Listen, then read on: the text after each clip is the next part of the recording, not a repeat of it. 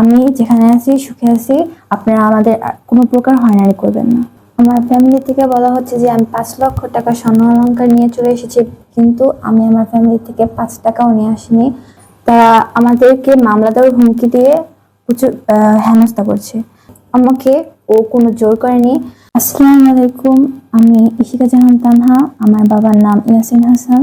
আমি নারায়ণগঞ্জ নিবাসী। আমার আমার বর্তমান স্বামী মোহাম্মদ ফয়সাল, তার সাথে দীর্ঘ 1 বছরের সম্পর্কের পরে আমার যখন প্রাপ্তবয়স পূর্ণ হয় তার কিছুদিন পরেই আমি তার সাথে চলে এসেছি।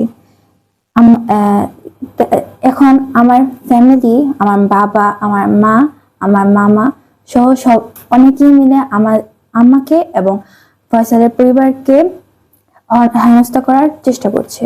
তারা আমাদেরকে মামলা দেওয়ার হুমকি দিয়ে প্রচুর হেনস্থা করছে।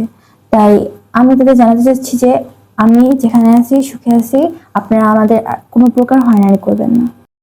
আমার ফ্যামিলি থেকে বলা হচ্ছে যে আমি 5 লক্ষ টাকা স্বর্ণ অলংকার নিয়ে চলে এসেছি, কিন্তু আমি আমার ফ্যামিলি থেকে 5 টাকাও নিয়ে আসিনি।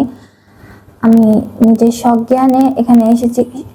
এখানে আমাকে ও কোনো জোর করেনি।